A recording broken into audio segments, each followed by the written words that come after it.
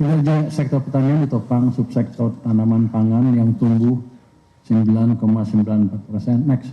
Ini. Di tahun 2025 seiring peningkatan produksi padi dan jagung. Subsektor peternakan tumbuh 7,78%, didorong peningkatan produksi telur dan daging ayam. Aktivitas sektor ini mendukung program makanan bergizi sehingga tidak terjadi inflasi dan tidak ada tekanan impor telur maupun daging ayam. Tanaman perkebunan tumbuh 2,95%, terutama produk sawit, hingga dapat menangkap momentum harga sawit yang masih bertahan tinggi. Untuk perikanan tumbuh sebesar 4,95%, didukung baik perikanan tangkap maupun perikanan budaya. Tumbuh 2,95%, terutama produk sawit, sehingga dapat menangkap momentum harga sawit yang masih bertahan tinggi. Untuk perikanan tumbuh sebesar 4,95%, didukung baik perikanan tangkap maupun perikanan budidaya. Kinerja positif sektor pertanian juga merupakan hasil perbaikan tata kelola di sisi hulu, termasuk kebijakan strategis pemerintah dalam melakukan pemangkasan regulasi distribusi pupuk. Dengan fundamental yang semakin kuat ini, sektor pertanian diharapkan terus menjadi penopang ketahanan pangan dan pertumbuhan ekonomi nasional di masa mendatang. Next. Inflasi di bulan Januari 2006 naik ke 3,55%, lebih tinggi dari Desember 2025 di 2,92%. Kenaikan ini lebih karena low base effect dampak diskon listrik yang diberikan di awal tahun 2025, sehingga inflasi administered price juga meningkat tajam ke 9,71% year on year dari 1,93%. Meskipun di atas sasaran, tekanan inflasi ini temporer dan akan ternormalisasi pada bulan Maret. Beberapa komoditas pangan mengalami penurunan harga, mendorong inflasi volatile food turun signifikan menjadi 1,14% year on year dari bulan sebelumnya sebesar 6,21%.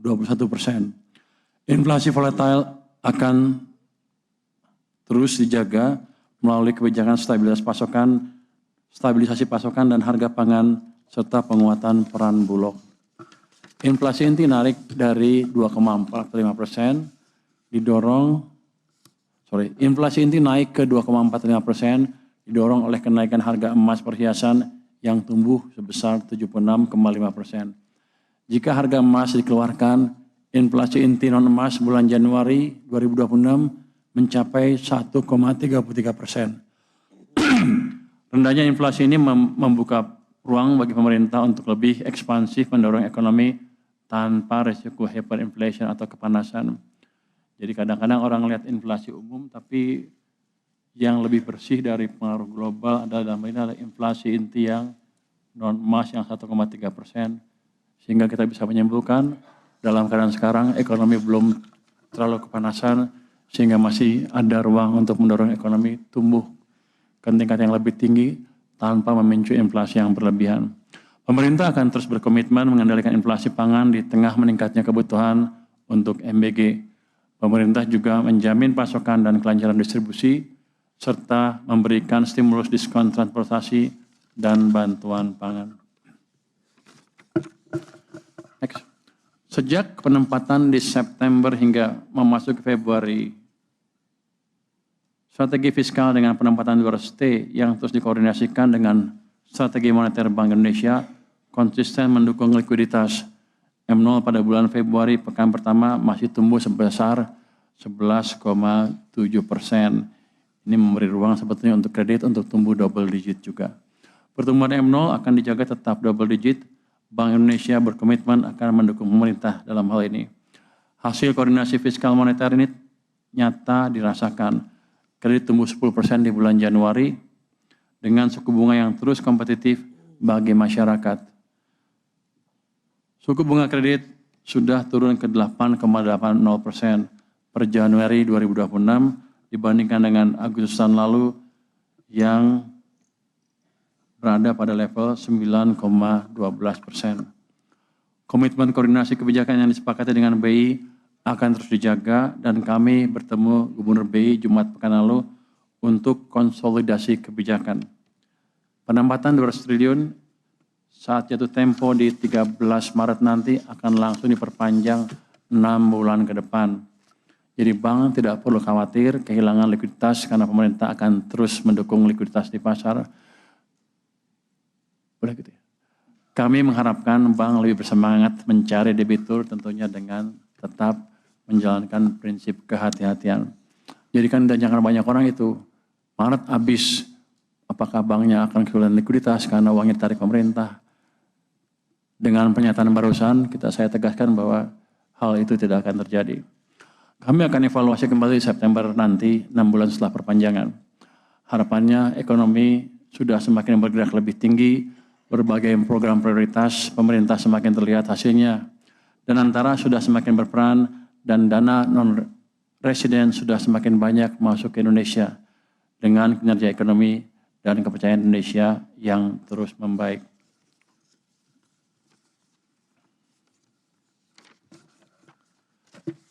Teman-teman media sekalian, berikutnya.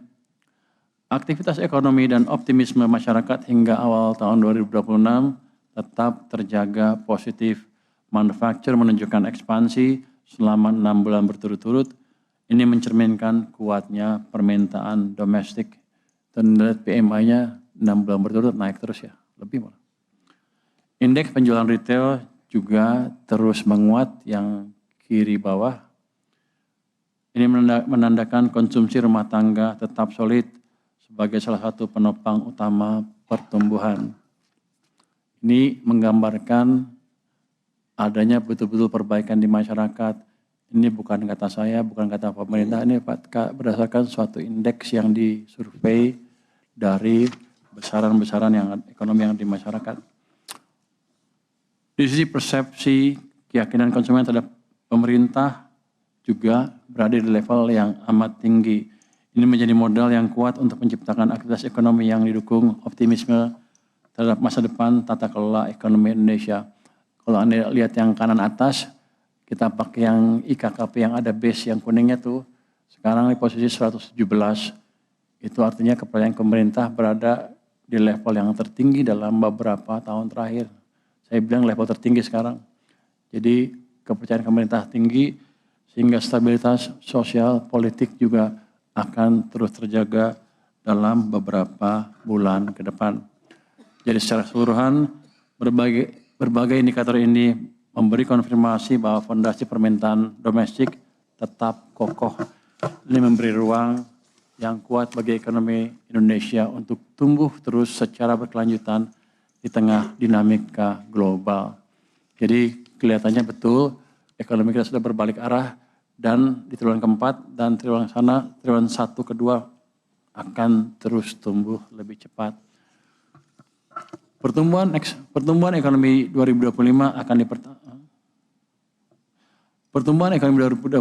akan dipertahankan momentumnya untuk pertumbuhan lebih tinggi lagi tahun 2026. Proyeksi pertumbuhan Q1 2026 mencapai sekitar 5,5 sampai 6% dan full year 2026 kalau di APBN kan 5,4%, tapi kita akan dorong ke arah 6% juga. Pemerintah memastikan belanja negara optimal, realisasi realisasi belanja Q1 2026 ditargetkan mencapai 809 triliun rupiah. Percepatan progres MBG, pembayaran THR, ASN, TNI Polri, program penanganan bencana Sumatera, serta paket stimulus Q1 akan dilakukan. Saya harap itu akan atau dipastikan itu akan mendorong ekonomi di triwulan pertama tahun 2026 ini. Konsumsi dan investasi diperkuat melalui pembangunan 30.000 KDMP, Korporasi Desa Merah Putih ya, sebesar 90 triliun rupiah. Juga pembangunan renovasi perumahan sebesar 20 triliun rupiah, serta groundbreaking proyek hilirisasi dan antara senilai $7 miliar setara dengan 110 triliun rupiah. Faktor musiman, libur Imlek dan Lebaran, serta kebijakan WFA turut menopang aktivitas konsumsi masyarakat pada triwulan pertama tahun 2026 ini. Next. Untuk menjaga daya beli dan mendorong konsumsi masyarakat selama periode Ramadan dan Idul Fitri 2026, pemerintah menyiapkan paket stimulus yang komprehensif, terutama sektor transportasi dan perlindungan sosial. Untuk kereta api dan kapal laut diberikan diskon 30%, sementara angkutan penyeberangan memperoleh pembebasan 100% tarif jasa kepelabuhanan. Tiket pesawat domestik kelas ekonomi mendapatkan penurunan harga sekitar 17-18% melalui PPN DTP 11%, pemotongan PJP 2U dan PJP 4U 50%, penurunan harga aftur 10%, penurunan fuel subcharge dan sebagainya. Total belanja untuk ini sebesar 0,92 triliun rupiah. Di sisi perlindungan sosial, pemerintah menyalurkan bantuan pangan berupa 10 kg beras dan 2 liter minyak goreng bagi 35,04 juta KPM dengan anggaran total mencapai 14,09 triliun rupiah, serta mencairkan tunjangan hari raya bagi ASN TNI Polri dan para pensiunan dengan nilai total mencapai 55 triliun rupiah. Pemerintah juga akan mengakselerasi beberapa subsidi pupuk. Pemerintah akan mengakselerasi belanja subsidi pupuk senilai 30 triliun rupiah, pembayaran kompensasi energi 27 triliun rupiah, serta rehabilitasi dan rekonstruksi pasca bencana di Aceh dan Sumatera Utara. Hal tersebut menjadi langkah konkret pemerintah untuk memastikan mobilitas masyarakat tetap terjangkau, aktivitas ekonomi meningkat, dan momentum pertumbuhan ekonomi terakselerasi selama periode hari raya hingga triwulan pertama tahun 2026.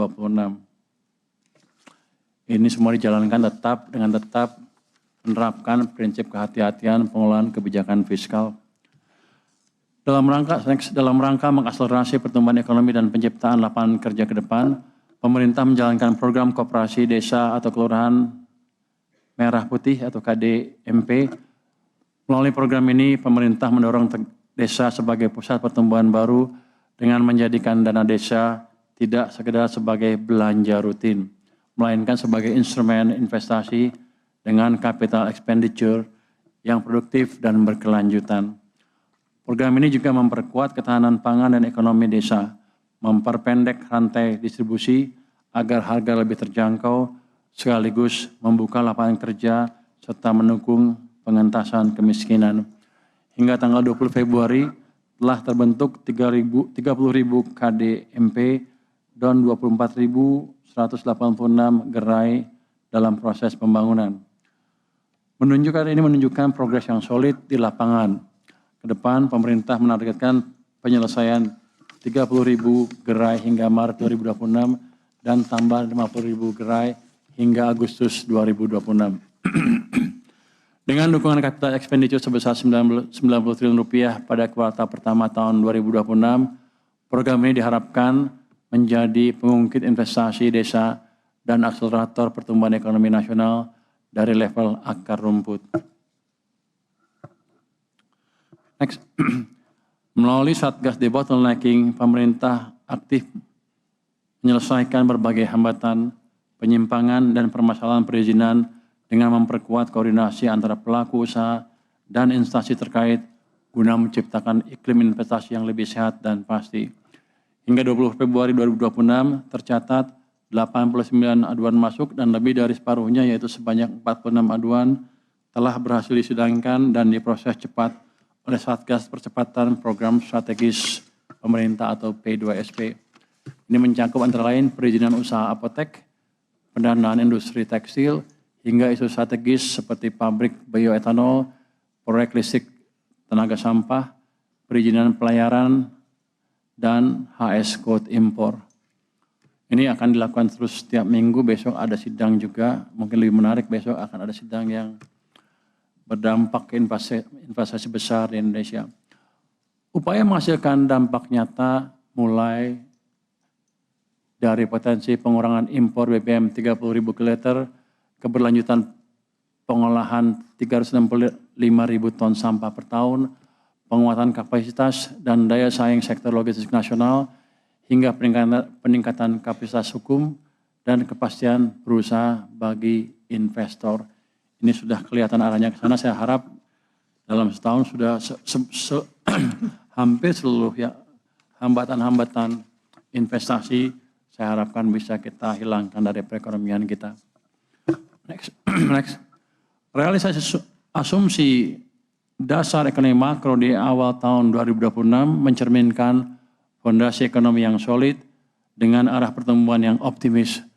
Pertumbuhan ekonomi pada triwulan 1 2026 diproyeksikan tumbuh kuat sebesar 5,5% atau lebih yang secara konsisten ditopang oleh resiliensi konsumsi rumah tangga, akselerasi investasi pada proyek strategis dan perumahan, serta dominasi sektor manufaktur berbasis hilirisasi. Di sisi lain, inflasi tetap dikelola dengan baik di level 3,55% melalui intervensi harga pangan dan kebijakan energi untuk menjaga daya beli masyarakat. Ketahanan sektor keuangan domestik juga terjaga, di mana pergerakan nilai tukar rupiah dan yield SBN tetap terkendali meskipun dipengaruhi oleh ketidakpastian global serta kebijakan moneter AS yang lebih ketat. Dalam aspek energi, realisasi harga minyak mentah Indonesia Januari sebesar 64,41 US dollar per barrel, serta upaya optimalisasi lifting migas terus dipantau guna menopang kesinambungan kinerja sektor energi dan memperkuat ketahanan fiskal nasional ke depan. Next. Selanjutnya kita masuki realisasi APBN hingga 31 Januari 2026. Realisasi APBN menunjukkan kinerja yang solid. Pendapatan negara telah mencapai 172,7 triliun rupiah atau 5,5% dari target APBN, tumbuh sebesar 9,5% year on year. Kinerja ini ditopang oleh penerimaan pajak perpajakan yang tetap kuat, serta PNBP yang mulai menunjukkan pemulihan di luar komponen non berulang tahun lalu. Di sisi belanja negara terrealisasi sebesar 227,3 triliun rupiah atau 5,9% dari pagu APBN, tumbuh tinggi sebesar 25,7% year on year. Ini menunjukkan akselerasi belanja pemerintah sejak awal tahun, khususnya untuk mendukung program prioritas, menjaga daya beli, dan mendorong pertumbuhan ekonomi di triwulan pertama. Kalau Anda lihat tuh pertumbuhan pajak di bulan Januari itu tumbuhnya 30,7% dibandingkan dengan tahun lalu. Ini artinya ada perbaikan ekonomi maupun ada perbaikan sedikit atau banyak dari efisiensi pengumpulan pajak di Dirjen Pajak. Saya harap ke depannya akan berlanjut terus.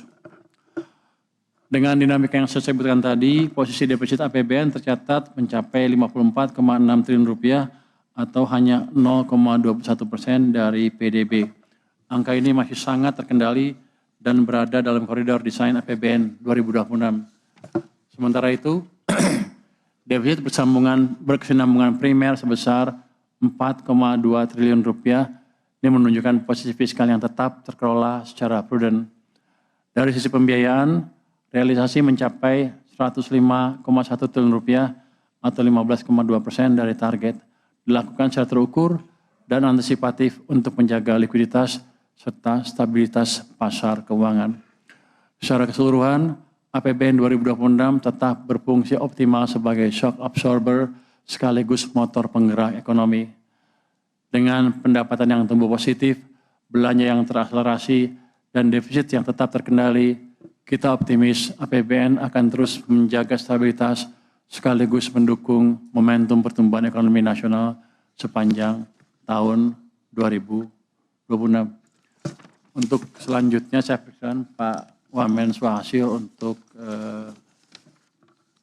melakukan presentasi masalah pendapatannya. Silakan Pak. Terima kasih Pak Menteri, teman-teman media. Ya. Detail ceritanya ada di slide yang berikut. Tolong next-nya. Jadi kalau kita lihat penerimaan pajak kita di bulan Januari itu tumbuh dengan sangat solid. Ya. Netonya 30,7% pertumbuhannya. Jadi kalau tahun lalu sudah dikumpulkan 88,9 triliun, tahun ini netonya 116,2 triliun. Kalau kita lihat bruto dan restitusinya, maka brutonya itu tumbuh 7% dan ini adalah bagus sekali karena kita tahu pertumbuhan ekonomi kita di Q4 kemarin 88,9 triliun, tahun ini netonya 116,2 triliun.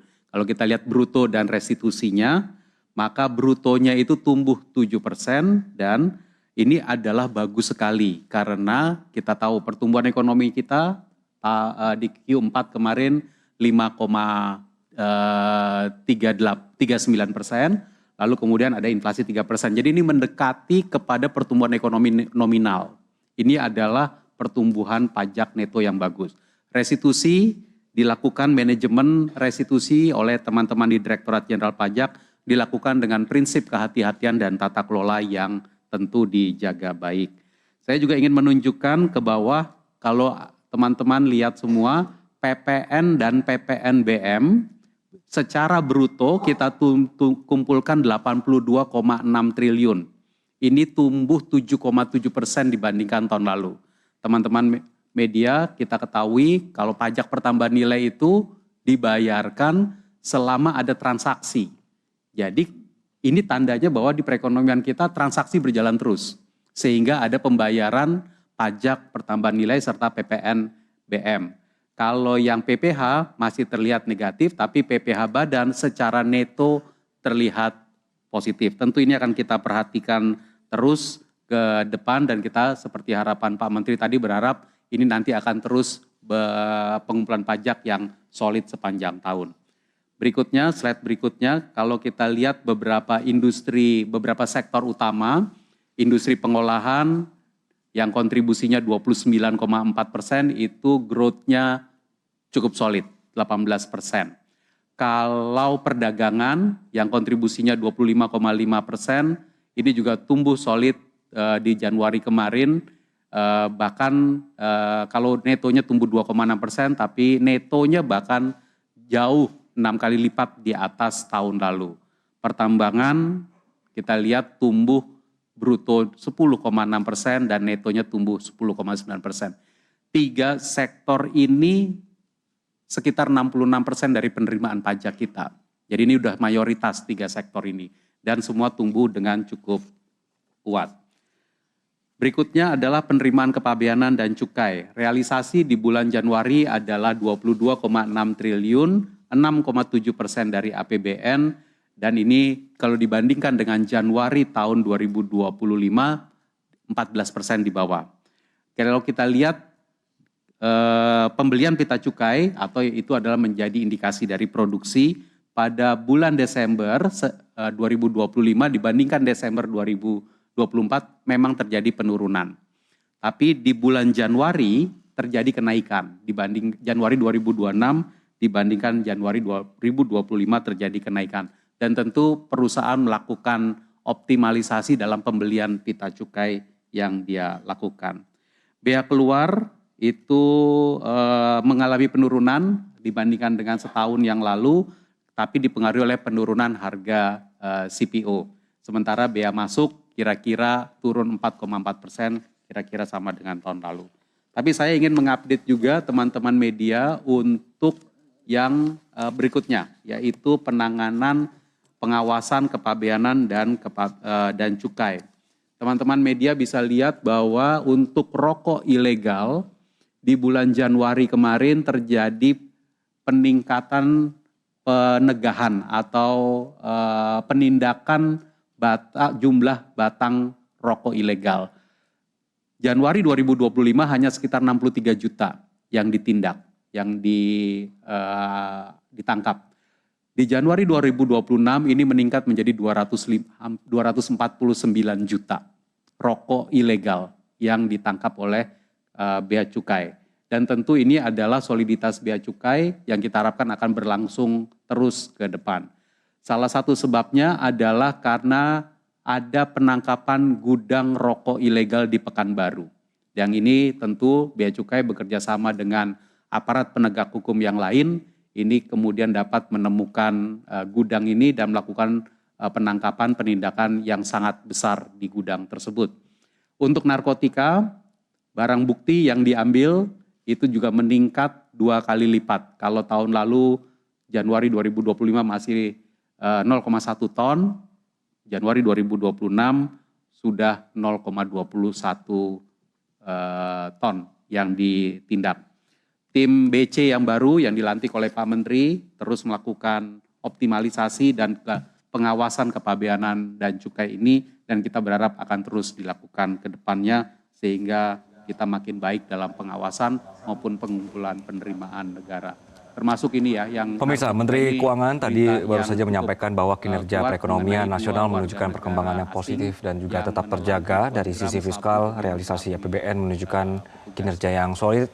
Pendapatan negara tercatat sebesar Rp172,7 triliun, sementara belanja negara mencapai Rp227,3 triliun. Dengan demikian, defisit APBN berada di angka Rp54,6 triliun dan defisit keseimbangan primer sebesar Rp4,2 triliun.